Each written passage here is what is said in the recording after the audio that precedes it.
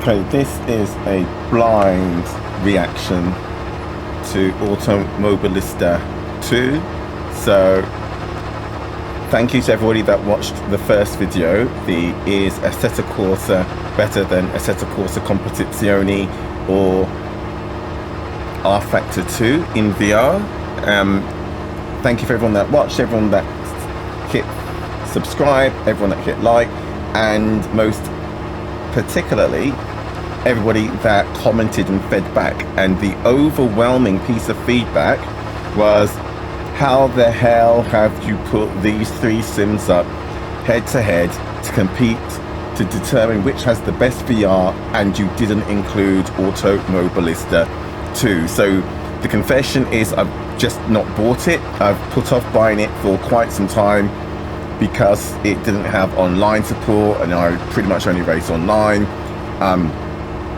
And I have that many games in my Steam library that gather virtual dust. I just didn't want to add another one. However, I heard you loud and clear. I always knew, I'd heard on like the grapevine in the zeitgeist, that Automobilista pretty much has the best VR, that based on the Project Cars platform, it was built with VR in mind from day one. I've just not experienced it. And so sitting here looking around the cockpit, the very first impressions are as to be expected, as I was told, insanely good. I'm looking at the driver's arm, looking at the glove, and not only can I see the texturing in what looks like the felt back of the glove, that little impatient twitching of the thumbs, that is unbelievable. The steering wheel, I can read every single thing on the steering wheel. There is a little bit of fuzziness blurring around the yellow on black, but it's to be expected. I don't think I've got all of the graphics cranked to max. I can read the dash clearly. The contrast on the white on grey, there is again some fuzziness around the white. That's because the brightness is so high. Again, I'm sure that can be adjusted. I can look over, I can read everything on the in-car panel, the center pedestal, the radio. It's clear. The fact I can look back and there is a rear of the car. I hate it when the game does VR half-arsed. It wasn't an immediate concern or in the scope up front, so they only give you half the car. There's no rear to the car. So audio sounds brilliant. Oh, audio sounds brilliant. Oh my god, that was like banshees coming out of hell. So we did the 488 in the first face-off because each of those sims had the 488. I know that Assetto Corsa has the 911. I'm sure it does, so we can do the 911. And I'm sure Assetto Corsa that I have Bathurst, so we can do Bathurst. So let's do this, yeah? You're thinking, get on track. But I just wanted to say straight away that everything works, everything feels right. That push to release for the side netting is clear, it's polished. Someone, thank you again, I can't remember who it was, I will give credits in the comments, but called out in the comments as well that of course we all know that in iRacing the wing mirrors work. You can look into them and they move, the perspective moves with your movement, and that it's not the same across Assetto Corsa Competizione, and most definitely rFactor.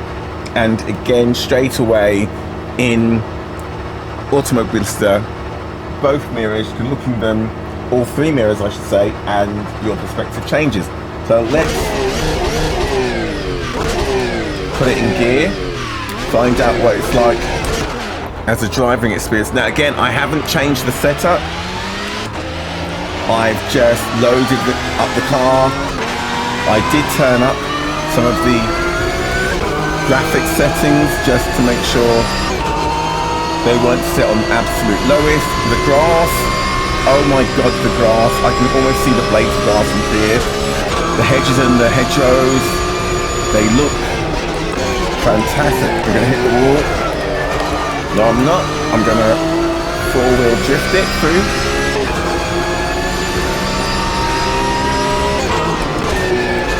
Like I said, I will have to dial in settings so that my frame rates don't give me a weird stop motion effect, but the colors look great. So they don't look washed out. They also don't have that high,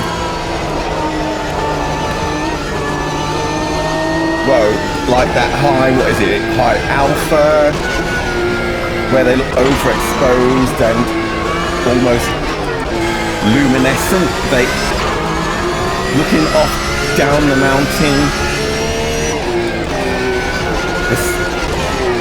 the horizon looks realistic. It's got that like hazy effect as you'd expect with the atmosphere. What I'm noticing straight away as I come down Conner, what I'm noticing, and I noticed it going across the top of the mountain, but I was mid-waffle, is I made a comment about rFactor 2's shadows being okay, being good, that you go under a tree, you know you've gone under a tree. But what I noticed coming down the mountain was that I was getting the flickers across the windscreen every time we went and passed through a shadow being cast by a tree off to the side of the track.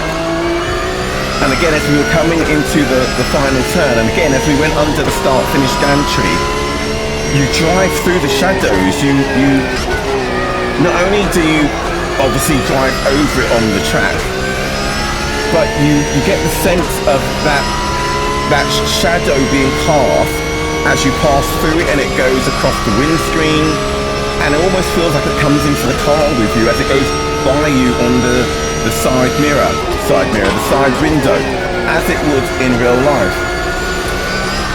What I'm also noticing is, again, all I did was load up the car, haven't touched the setup, haven't tried to dial anything in, and from a force feedback perspective, picking back Earth and the flat 6, 911 or 992 to try and get first blind impressions is a bit like, here we go, ooh, is a bit like jumping into an F1 car as soon as you pass your driving license. However, it's intuitive. It feels intuitive. So every moment where I was starting to lose traction and the car was starting to slip, controlling it and recovering didn't take any conscious thought there. As we passed through those shadows, the effect was brilliant. But yeah, so what I liked about rFactor 2 and what was it took home the trophy was with its force feedback, you could feel all four corners of the car, and you could feel them working as you come to imagine it should, based on any real world driving experience. And I don't necessarily mean competitive, just commuting. You know what inertia feels like, you know what friction and traction feels like. But as the car starts sliding, even as we were coming across the top of the mountain and we were definitely drifting out and definitely going to hit that wall, trying to correct and arrest the slide was just intuitive. Even the parked cars and the camper vans over there, they look great. The trees look great. The sound is insane. That field over to the left. Now, I've spent quite some time over the past 6 months doing laps in rFactor around Bathurst, and it doesn't look as good as this. Now, I'm noticing it's definitely going to be a setting I need to figure out and change, but I'm noticing that as I'm coming around some of these left-handers, where the wall and the curb, that volume of space above the curb, within, again, slight but that volume of air above the curb, parallel to the wall, seems to have a weird lighting artifact there. It's almost like it's a shadow, but you can see it there on the right as well. It's almost like it's a shadow, but it's white rather than it being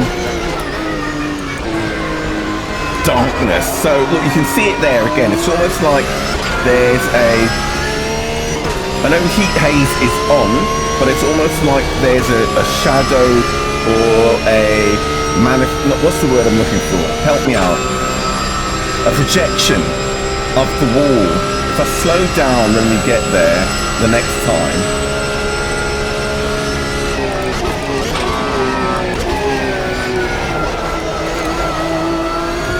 I'll see if I can pull up right next to it. But I'm having that much fun.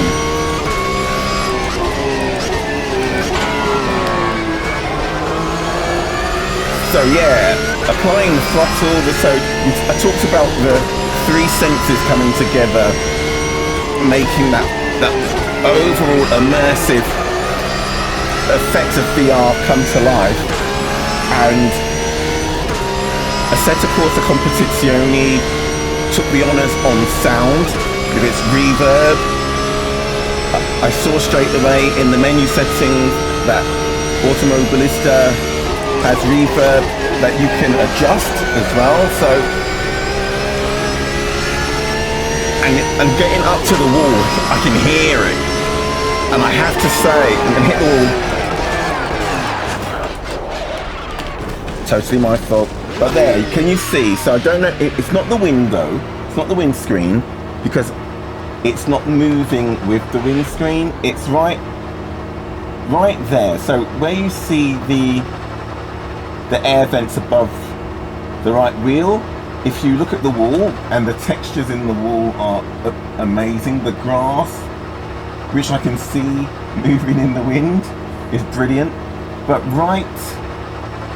just above the blue of the wall, right where the first vein is, if you look up and you look between vein, wall, grass and the tree that's on the other side of the track, I'm going to back up a bit so you can see it because it's gone out of view. You'll see that there's like this little translucent, I can only describe it as a shadow. Now, you can say, are you kidding? That's it. That's what you took out of this lap. You were comparing. You were comparing VR, and that's where you got to shadows. So let's talk about it some more. The road textures look amazing. Where you've got those scenes where they put down the tar or bitumen, as we would say in Australia, to seal the crown of the road. The shimmer that you get, that you expect to see in real life, is there. Also, you can see where the tires have laid down rubber, and the heat haze coming off the track above the rubber gives you a slightly different colour to what you see the rest of the track. I have to admit, I didn't think it wouldn't be the case. In no way was I disagreeing with the feedback. In fact, as soon as I posted the video, I knew someone was going to ask the question. I just didn't expect so many to ask the question of why not Automobilista. I just literally didn't own it. One of my teammates, Sim Racing GG, had been telling me for years, seriously, dude, get it, it's amazing. And again, as I said, it was just me trying to exercise some self-control and not buying every title on the planet. But I was only expecting to do a lap, maybe 2. And as you can see,